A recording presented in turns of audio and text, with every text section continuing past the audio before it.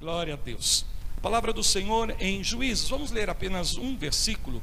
Juízes, capítulo 3, versículo 31.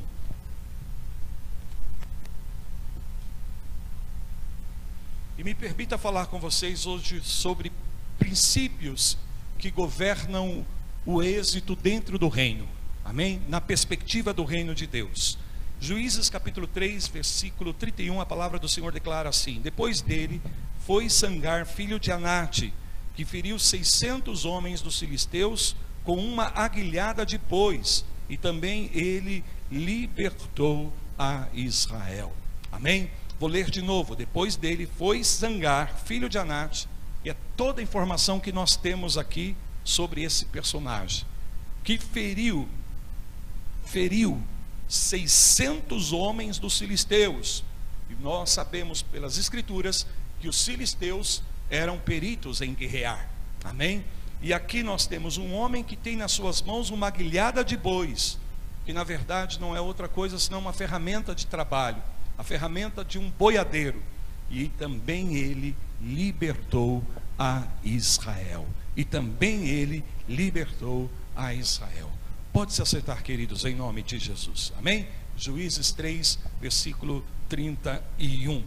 Todos nós buscamos por resultados exitosos em nossas vidas, não é verdade? Nenhum de nós entramos num projeto, numa empreitada, nenhum de nós entramos, num propósito sem primeiro termos no nosso coração um desejo de nós sermos exitosos, de nós alcançarmos resultados positivos, significativos, benéficos em relação aos projetos que nós desenvolvemos, seja ele pessoal, seja ele profissional, seja ele dentro de um contexto familiar, seja ele ministerial. Amém? Em todos os sentidos nós queremos ser exitosos.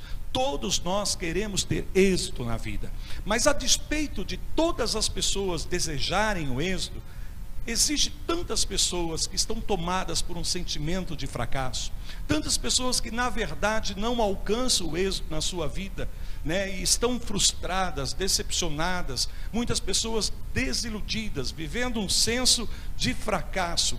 Eu vejo que isso acontece em primeiro lugar porque muitas vezes a definição que nós temos de êxito é algo totalmente equivocado, porque a perspectiva que muitas pessoas desenvolvem em relação a ser uma pessoa exitosa tem mais a ver com possuir, com conquistar, com ter coisas, do que na verdade ser. Então nós pensamos em êxito em termos de alcançar poder, prestígio, fama, dinheiro, status, notoriedade, e na verdade existem pessoas que alcançam estas coisas, alcançam prestígio, alcançam fama, dinheiro, poder, e mesmo assim ainda no seu coração não se sentem exitosos, não se sentem pessoas de sucesso, porque na verdade o êxito verdadeiro, o sucesso verdadeiro não está baseado nas coisas que nós possuímos e naquilo que nós temos, O verdadeiro êxito vem de algo que é intrínseco, que está dentro de nós, amém? E tem a ver com cumprimento de propósito de vida, não tem tanto a ver com ter e alcançar, mas na verdade em ser aquela pessoa segundo o coração de Deus, porque a verdade é que nenhum de nós estamos aqui, homens, por acaso, por acidente, mas nós estamos aqui debaixo de um propósito muito bem estabelecido pelo Senhor, e dentro desse propósito, Deus nos projetou para o êxito, Deus nos projetou sim para o verdadeiro sucesso, e o sucesso, o êxito tem a ver com cumprir o propósito que Deus estabeleceu nas nossas vidas. Então muitas vezes quando nós trocamos o propósito de Deus por coisas, então nós certamente, por mais que tenhamos as coisas, podemos na verdade nos frustrar, nos decepcionar e viver uma vida de ilusão. Porém nesta noite eu quero declarar a cada homem que Deus trouxe a essa casa e a todos aqueles que nos assistem desde a internet, que na verdade esse desejo que você tem, o senso que você tem dentro do teu coração por alcançar o sucesso na sua vida, o êxito no seu viver, está fundamentado fundamentado em algo que Deus já colocou no teu interior. Deus já te projetou, aleluias, Deus já te programou para ser um homem exitoso, para ser uma pessoa de sucesso aos olhos dele. Então por isso, todos nós quando entramos no empreendimento, todos nós quando abraçamos um projeto, nós queremos alcançar bom resultado naquilo, nós queremos ter êxito. Por quê? Porque Deus colocou o sentido do êxito no nosso coração. A primeira palavra que Deus deu ao homem, após ter criado o homem, já numa condição, numa estatura de maturidade, veja, o homem Adão não teve nenhuma referência histórica na sua vida, ele não teve que passar por um processo de desenvolvimento, de aprendizagem, herdado por seus pais, pelo ambiente ou pela cultura. Não, ele foi criado por Deus, já totalmente vazio, mas ao mesmo tempo com uma mente capaz de discernir, de assimilar, de perceber, seja por intuição, ou seja por um processo de desenvolvimento no seu relacionamento com Deus. Mas quando Deus falava algo para ele, de alguma forma, de alguma maneira, Adão sabia o significado daquilo, Adão tinha o entendimento daquilo, e ele estava vazio para receber do Senhor. E a primeira palavra que Deus deu para Adão, para o homem, foi: seja frutífero, seja frutífero. E a palavra frutificar é mais do que simplesmente produzir resultados. Algumas pessoas produzem resultados, mas isso não significa que são frutíferas, porque fruto tem a ver com cultivo. Então Deus está falando sim de sucesso, Deus sim está falando de êxito, Deus está falando de sermos produtivos, mas muito mais de produção externa. Deus está falando de vivermos uma vida frutífera, de sermos pessoas frutíferas. Ele não diz produza frutos, ele diz seja frutífero. E quando Deus diz seja, ele chama a existência aquilo que ele está declarando. Segundo, ele anuncia o potencial do homem, porque jamais ele diria seja se o homem não tivesse o potencial de ser frutífero. E não só no sentido de procriar, não só apenas no sentido de gerar filhos, mas ser frutífero nos seus empreendimentos, ser frutífero em todos os projetos da sua vida, ser frutífero sim em procriar filhos, mas também ser frutífero na obra das suas mãos, frutífero com a sua mente, com seus pensamentos, com a sua criatividade, frutífero com os frutos que são produzidos por meio dos teus lábios, em nome do Senhor Jesus. Isso significa sermos frutíferos em toda a dimensão, em todos os aspectos da nossa vida. Posso ouvir um amém?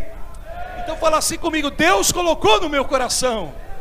Eu sei que a máscara atrapalha um pouquinho, mas pode ser mais forte. Deus colocou no meu coração o verdadeiro sentido do êxito. Deus me fez para ser uma pessoa exitosa, uma pessoa de sucesso, aleluias, aos olhos dele.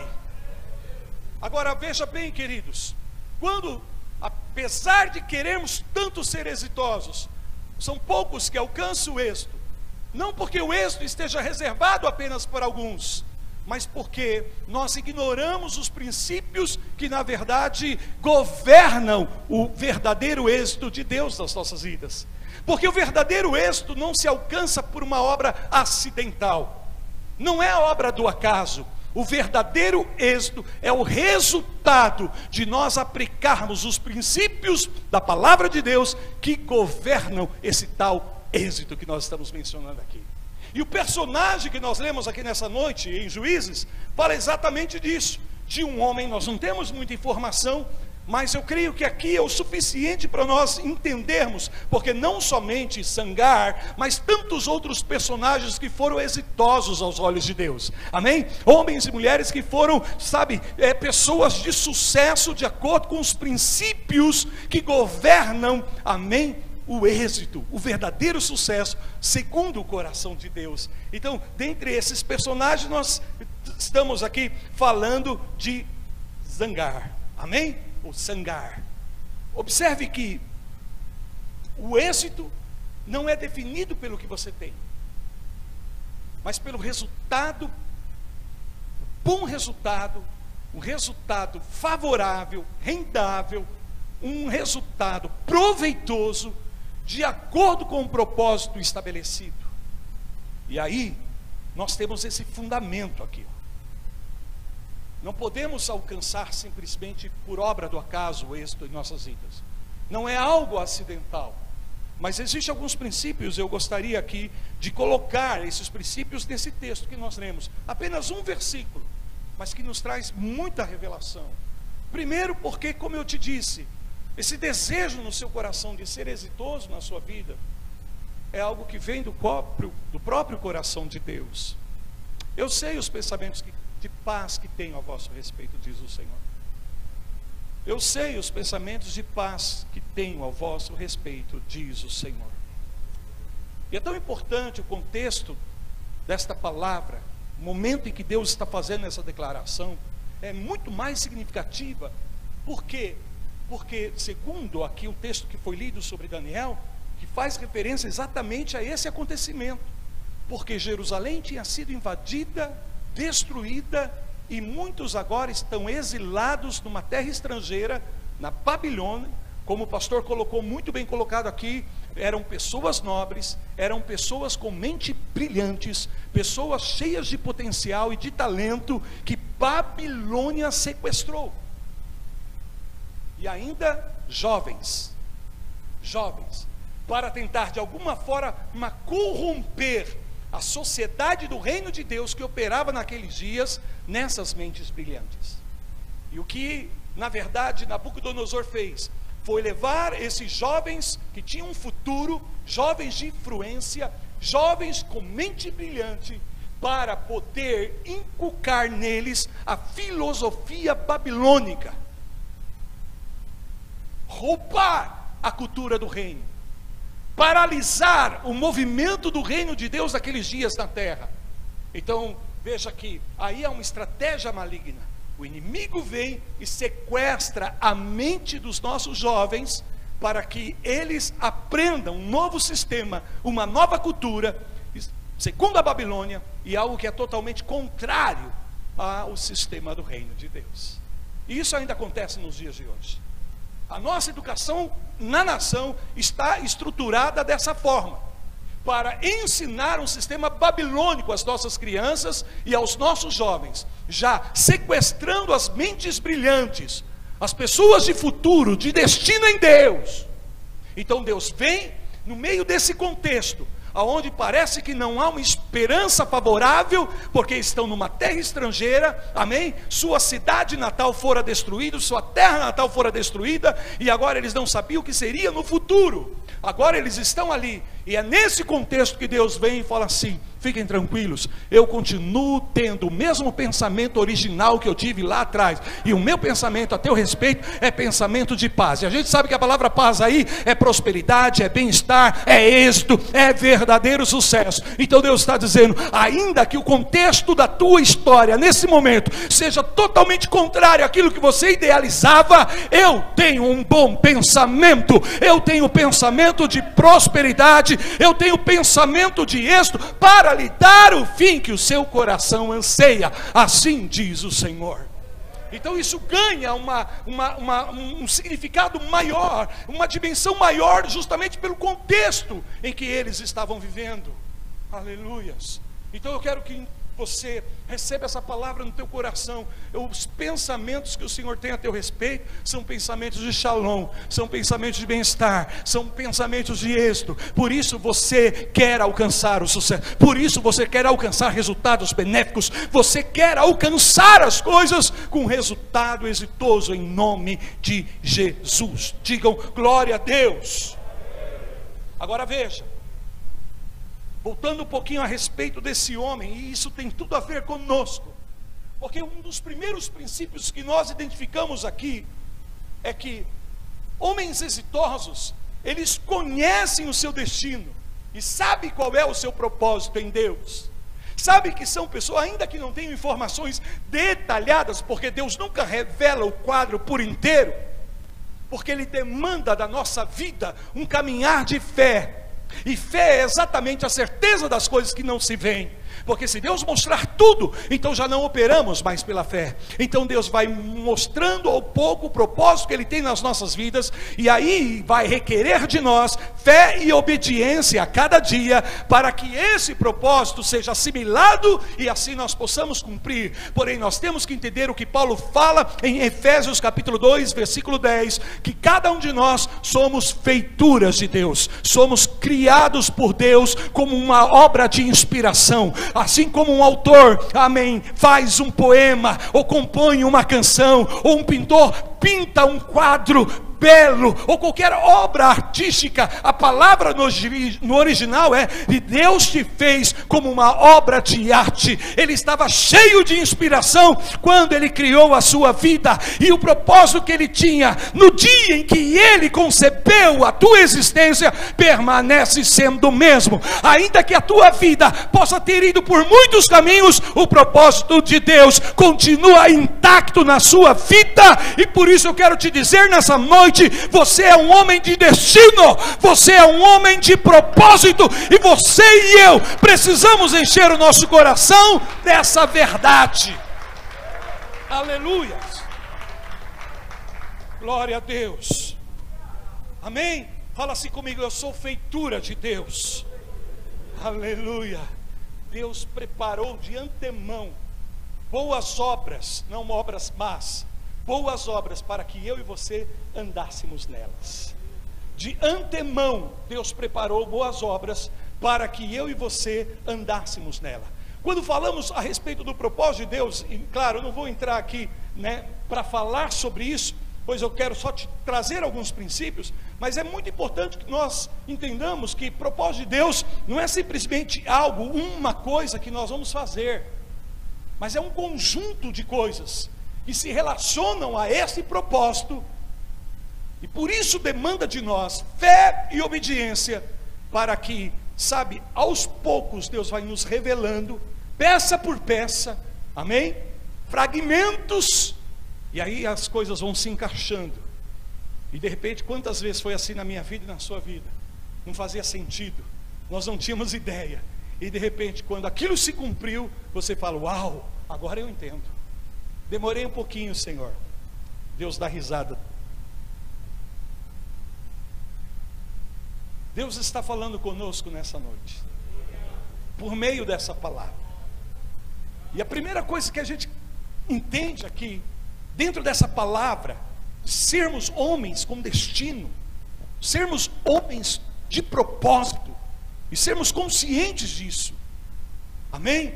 De que eu estou aqui com destino em Deus, que eu sou uma pessoa de propósito. E sabe, isso é tão verdade, que quando a palavra diz a respeito aqui desse personagem Sangar, diz que ele era filho de Anate, amém? Filho de Anate. E a palavra ou o nome Anate significa resposta de oração. Olha como a palavra de Deus é linda. Resposta de um clamor, resposta de uma oração. E aí existe uma dupla dimensão nessa palavra. Primeiro, é que todos nós que estamos aqui somos resposta de oração de alguém. Alguém orou por nós, alguém intercedeu por nós, alguém declarou uma palavra de bênção sobre nossas vidas. Irmãos, eu não tenho medo de errar nisso, não tenho medo de fazer essa declaração, e sei que eu não estou errado. Cada um de vocês, mesmo que eu e você não tenhamos consciência disso, ou não tenhamos essa informação, se nós estamos aqui, é porque alguém orou por nossas vidas, é porque uma mãe, um pai, uma avó, um vô, um vizinho, um colega de trabalho, alguém um dia orou por mim e por você, e nós estamos aqui porque somos a resposta dessa oração de alguém. Alguém pediu ao Pai por mim e por você, e o Pai ouviu essa pessoa, e eu estou aqui, e você está aqui, como uma resposta de oração. Esse é o primeiro aspecto. Mas também o segundo aspecto dessa palavra é que eu e você também somos a resposta para a oração de alguém. Digam aleluia, digam glória a Deus. Se você puder levantar a destra da tua vitória em Cristo, declare assim comigo: eu sou a resposta do problema aleluia, do clamor, da necessidade, da oração de alguém. Então, da mesma maneira que nós somos produto da oração, ao mesmo tempo Deus pega esta oração e nos coloca como uma resposta para algo aqui nessa sociedade. Amém? Estamos enviando o pastor Renato para o governo desse município, para fazer frente, representar a igreja do Evangelho Quadrangular, mais do que isso, representar a igreja de Cristo e a população que precisa de homens fiéis, justos, homens que têm uma resposta de Deus para a nossa sociedade. Aleluias. Ao mesmo tempo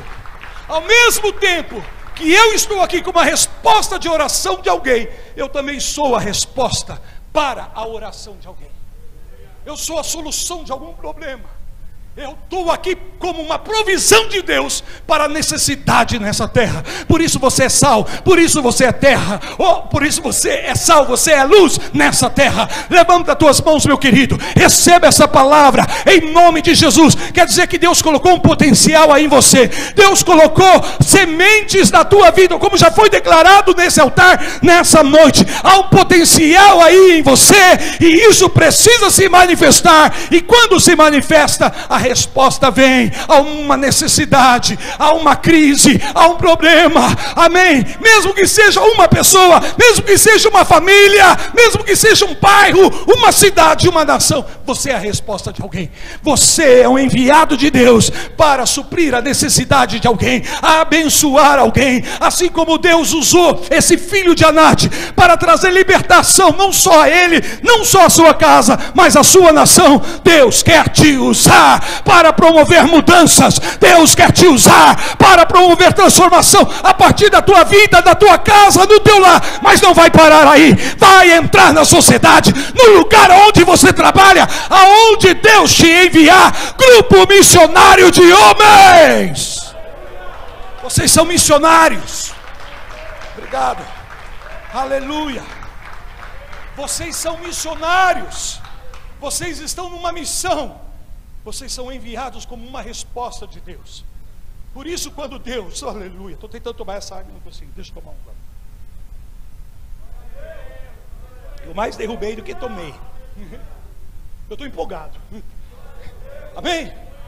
Estou empolgado.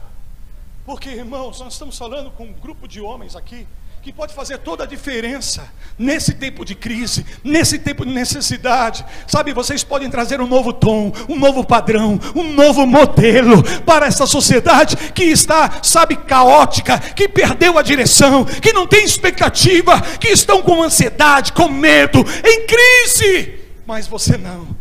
Você não. Havia uma crise, mas Agar não estava nessa crise como vítima, como um sobrevivente. Ele estava ali para fazer a diferença. E o que Deus colocou na tua vida é justamente para fazer a diferença. Eu creio nisso de todo o meu coração. Por isso eu me empolgo em falar isso. Amém? Segunda coisa, a palavra aqui. Eu estou falando de gente com propósito. Eu estou falando de pessoas com destino profético nessa terra. Obrigado pelo teu amém. Aleluia. Eu estou apenas no primeiro ponto. São 25 só. Não é brincadeira. Amém? Outra coisa que me chama a atenção é o nome Sangar, que significa literalmente espada de guerra. Uma arma de guerra. Bendito seja o nome do Senhor. Por isso não importa tanto o que ele tem nas mãos, se é uma arma de última geração, altamente tecnológica, ou é simplesmente uma ferramenta de trabalho. Porque ele é a resposta. Você é a resposta. Obrigado pelo teu amém. Não é o que está em você simplesmente, mas é você. É você, porque muitas vezes nós podemos nos analisar e pensarmos: puxa, o que eu tenho, quem eu sou, o que eu posso fazer, sabe? Há uma improbabilidade enorme aqui. Esse é o ano da superação. Esse é o ano da superação. E só pode haver superação se houver algo que nos desafia, algo que nos obstaculariza, algo que vem para nos resistir, nos confinar, nos limitar, sabe? Há uma estrutura aí que quer reter deter a sua vida, paralisar você, confinar você, roubar a tua liberdade de expressão em Cristo. Porém, superação é que essa estrutura não vai te deter, essa situação não vai te segurar. Mas para que isso de fato aconteça, você precisa entender que você é uma arma de Deus nessa terra. Você é uma espada, aleluia. Você é um instrumento, é uma ferramenta. Você é um homem de Deus para fazer a diferença. Espada, amém? Então, quando você entende o seu destino, o propósito que você tem em Deus, você não vai fazer as coisas forçadamente. Você não vai fazer as coisas, sabe, simplesmente como um peso de obrigação. Há um propósito, há um senso de valor e significado naquilo que você está fazendo. Aleluia. A sociedade nos ensinou que nós, homens, somos os provedores da nossa casa. Sim ou não? Não é verdade? Que nós temos que sair cedo, trabalhar para trazer mantimento, provisão. Isso põe uma demanda sobre nossos ombros. A sociedade nos ensinou. Então, homens maduros, responsáveis, se engajam nessa responsabilidade. Ninguém vai acordar você de manhã para dizer: você precisa ir trabalhar. A mãe não precisa. Com criança sim. Com menino sim. Com bebê sim. Mas homem que sabe que tem responsabilidade, ele não espera ser motivado por nada e por ninguém.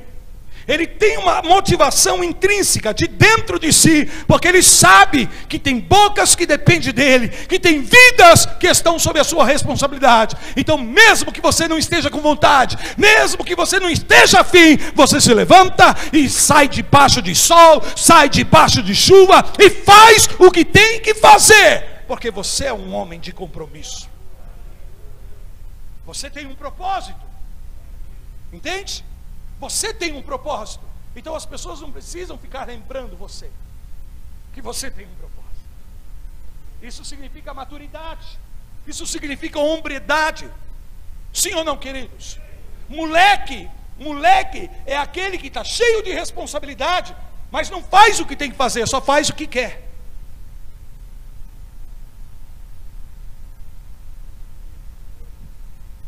Calma aí, vamos voltar à palavra. Porque é isso. Somos homens de destino. Agora deixa eu te dizer, levou um tempo para que eu descobrisse isso. Eu sou homem, tenho responsabilidade, e muitas responsabilidades, mas o verdadeiro provedor é Deus. Obrigado pelo teu amém. Eu transferi esse peso sobre os meus ombros para o meu Deus, porque Ele mostrou na palavra que Ele é o verdadeiro provedor. Não significa que eu tenho que relaxar, não significa que eu tenho que cruzar os meus braços e ficar inerte, não. Simplesmente eu tenho que entender qual é o meu papel e qual é o papel dele. Amém? Porque senão vou tentar resolver as coisas tudo na força do meu braço, e aí vai ficar pesado. Porque nós temos homens que estão angustiados, homens que estão deprimidos, mas eles não podem revelar os seus sentimentos, porque a sociedade ensinou que isso é sinal de fragilidade. Oh, meu irmão, pensa em Jesus ali no Getsemane, quando diante do Pai ele abre o seu coração e diz: Deus, eu não aguento mais, Deus, chega, Deus, basta, se possível for, eu não vou beber desse cálice, mas como eu sou um homem de destino, como eu sou um homem de propósito, e se está no teu propósito beber esse cálice, eu vou tomar até a última gota, porque é parte do propósito, é parte do propósito. Mas ele sabia que sem o Pai nada, sem Deus nada. Amém? Assim também eu e você temos que trabalhar, nos comprometer, nos engajar, seja no ministério, seja no trabalho, seja onde for, mas entender que é Ele que nos sustenta, Ele é a nossa torre forte, que eu também tenho fragilidades, que eu tenho debilidades, que eu também sou homem de emoções. As emoções não foram extraídas de mim, não, nem de você. Nós não demonstramos, nós não permitimos que as pessoas enxerguem o que nós estamos sentindo, porque nós aprendemos dessa forma, mas Ele nos vê, Ele conhece o nosso coração. Então pelo menos diante dEle, querido, escancare o teu coração, abre o teu coração. Se está pesado para você, vem para Ele e diz: Deus, e Ele vai te respaldar, porque Ele é teu Pai. Ele vai prover na sua vida, e através da sua vida, na força do Senhor e na força do seu poder, é que você vai conquistar. Por isso somos homens valorosos, somos homens valentes. E aqui está o segundo princípio, amém? Porque os homens exitosos são homens valentes e determinados. Um dos significados da palavra valente é pessoas de alto valor. Oh, aleluia. Se você puder, respeitando o distanciamento, com o seu olhar, se voltar para um irmão ou para outro perto de você, olhando para ele e dizendo assim: você é um homem de valor, você tem muito valor. A sociedade pode não te valorizar, as pessoas podem não te valorizar, mas você, aos olhos de Deus, é um homem de grande estima. Você é um homem de grande valor. Glória a Deus pela tua vida, meu irmão. Glória a Deus, homem valente, homem guerreiro, homem valoroso, homem que não recua, homem que não retrocede, homem que não desiste. Não é um homem apenas que está programado para conquistar, mas é um homem que, debaixo da graça de Deus, está preparado para suportar. Porque o verdadeiro êxito não é o quanto você conquista, mas o quanto você é capaz de suportar. E eu e você só somos capazes de suportar se nós permanecermos naquele que de fato, verdadeiramente nos fortalece. Posso todas as coisas, não só para conquistar, mas muito mais para enfrentar, resistir e suportar por meio daquele que me fortalece, Cristo Jesus. Cristo Jesus, Ele te dá força para você resistir, Ele te dá poder e autoridade para você suportar. Mas não tenta fazer isso sozinho, amém? Não entra nessa não, porque é pesado demais. Há uma sinergia poderosa que Deus quer fazer com os homens. Obrigado, Senhor. Eu profetizo, chegou o tempo dessa sinergia. Você e Deus sempre vai ser maioria. Você sozinho sempre será a minoria. Mas você e Deus, independente se sejam 600 filisteus que se levantarem contra você, você em Deus sempre será a maioria. E estará aí contra todas as improbabilidades, para declarar que você é um homem de sucesso, que você é um homem exitoso, por causa da graça de Deus na sua vida. Diga glória a Deus. Valente, determinado, atrevido, no bom sentido da palavra. Porque, queridos, eu bati aqui na trave quando falaram: quem está fazendo aniversário essa semana? Quase, eu fiz aniversário semana passada. Amém? Sexta-feira, dia 11 de setembro, dia que as torres caíram, lembra? 67 eu nasci. Retorno de Israel para Jerusalém. Tenho 53 anos, me considero jovem. Apesar dos meus cabelos brancos, os poucos que sobraram, eu me considero jovem. Mas a verdade é que vai chegando uma idade, você percebe que o teu corpo muda, amém? Que você começa a entrar num estado de limitação no seu corpo, mas não na sua mente. E o segredo está na palavra, porque a palavra renova a nossa mente. E se a nossa mente está renovada, a gente se sobrepõe até os limites do nosso corpo. Está aqui, essa é a palavra, amém? E nessa experiência de vida que eu tenho, eu sei que há muitos de vocês aqui que têm muito mais experiência de vida do que eu. Falaram que o reverendo Oswaldo tem mais de 60 e... Foi ele que falou. Foi ele, viu? Foi o servo que Deus te deu. Foi ele que falou isso. Estou brincando.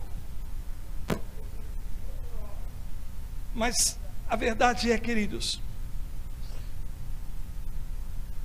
É 1000 vezes melhor você sair à guerra com um valente do que com 1000 covardes. Amém? Faz sentido o que eu estou falando para você? Não adianta você estar cercado de covardes. Pode ser um só, mas se é valente, faz toda a diferença. E a vida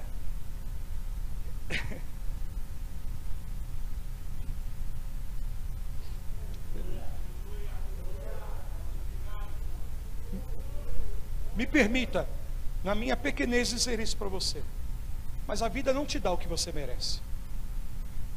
Essa é a verdade. Eu vivi 53 anos para descobrir isso, que a vida não te dá o que você merece. E por isso muitas pessoas se amarguram, muitas pessoas se ressentem com a vida, porque sabem que não estão recebendo o que mereciam. Mas a verdade é essa: a vida não te dá o que você merece. Mas eu descobri, e a boa notícia é essa, que a vida te dá o que você demanda dela.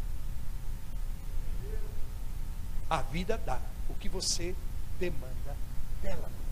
Por isso ser valente, por isso ser valoroso. Nós não recebemos o espírito de medo para ficarmos atemorizados, escravizados. Não, nós temos recebido um espírito de intrepidez, de ousadia no Senhor. Amém? Não estou falando de sermos grosso, bruto, porque isso não é masculinidade verdadeira, isso não é hombridade. Não significa que para ser homem você tem que ser grosso, você tem que ser bruto, você tem que ser turrão, nada disso não. A hombridade está justamente em você ser um homem intrépido e ousado no Senhor, confiante em Deus, sabe? É tipo assim, em relação à vida, você tem que ser como Jesus no aspecto de leão, mas no relacionamento com a tua esposa, com teus filhos, com os teus irmãos em Cristo, tem que ser cordeiro. Não é para ser leão com esposa, com filho. Aí temos que ser cordeiro.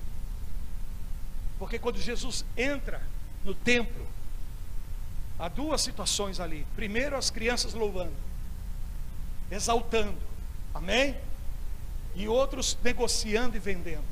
E você vê uma manifestação no templo de Jesus ali, como cordeiro, mas ao mesmo tempo como leão. Com as crianças, com os enfermos, com os necessitados, porque a Bíblia diz que ele curou muitos enfermos que ali estavam. Cordeiro de Deus, que tira o pecado, que ajuda, amém, que serve, que está aí. Agora, leão contra os inimigos, leão contra o que está errado, leão contra a injustiça. É aí que nós temos que ser de fato ousados, aí que nós temos que ser valentes, porque esse cara aqui foi valente. Obrigado pelo teu amém.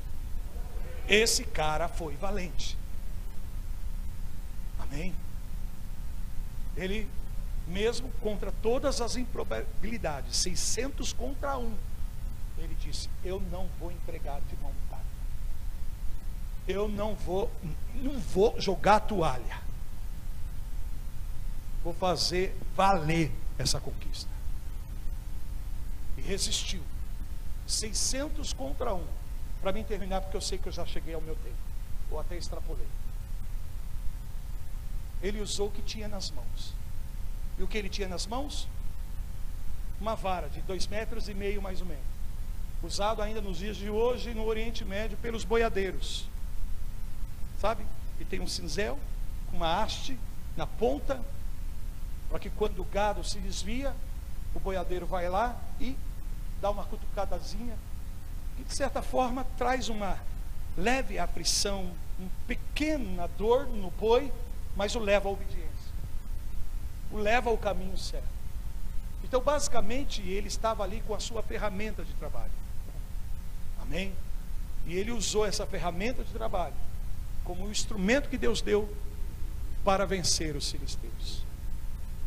Talvez se ele fosse buscar conselhos nos especialistas, as recomendações seriam: cara, você é louco, mas Deus permite que isso aconteça quando ele se levanta com uma guilhada de bois e mata ali 600 filisteus, inimigos do povo de Deus, usando tão somente aquilo que ele tinha. E deve ser significante para nós aqui o fato de que o que ele tinha era nada comparado às espadas, lanças e escudos de 600 filisteus. Mas de alguma maneira, esse homem sabia quem era Deus na vida dele. Obrigado pelo teu amém. E esta é uma chave poderosa para sermos homens de êxito, homens de sucesso. Sabermos quem Deus é para nós. Eu sei em quem tenho crido. Você sabe em quem você tem crido? Hein, amado? Você sabe em quem? Você sabe quem é esse que você declara a tua fé nele? Primeiro é isso. Segundo, uma vez que você sabe quem é Deus na sua vida, você precisa saber quem você é para ele e o que ele tem colocado em você. E o que ele tem colocado em você, o que ele te deu, o que está nas tuas mãos, o talento, o dom, a habilidade, por menor que possa ser, por tão insignificante que possa parecer diante das demandas, diante das necessidades, eu quero te dizer, ouse usar o que você tem. Não dá para usar aquilo que nós não temos, não dá para usarmos aquilo que não é nosso. A questão com Deus nunca foi quantidade, mas a questão com Deus sempre foi fidelidade. Não importa se é 1, se é 2 ou 5 que você recebe, importa que você seja fiel naquilo que Deus te deu. Que você seja fiel, mesmo que pareça tão pequeno, mesmo que, sabe, seja contra todas as probabilidades, 1 contra 600, você precisa usar o que Deus tem te colocado, o que Deus tem te dado. Amém? Se Ele disse que eu e você estamos aqui para sermos frutíferos, é porque Ele nos dotou com sementes, e eu preciso identificar quais são essas minhas sementes. Sabe o que Zangar fez? Ele usou uma semente aqui de certa forma, amém? O que Deus tinha colocado nas mãos dele, uma ferramenta de trabalho, ele confiou em Deus. Não importa se é 5 pães, se é 2 peixinhos, se é um pouquinho de farinha, um bocadinho de azeite, não importa. Se é o que Deus te deu, se é o que você tem, começa a usar o que você tem, ainda que seja pouco. Ser fiel no pouco e eu vou te colocar no muito. Ser fiel no injusto e eu vou te dar aquilo que é justo. Ser fiel naquilo que não é teu, que é do outro, porque você vai ter o que é teu em nome de Jesus. Amém, varões? Põe-te de pé em nome de Jesus.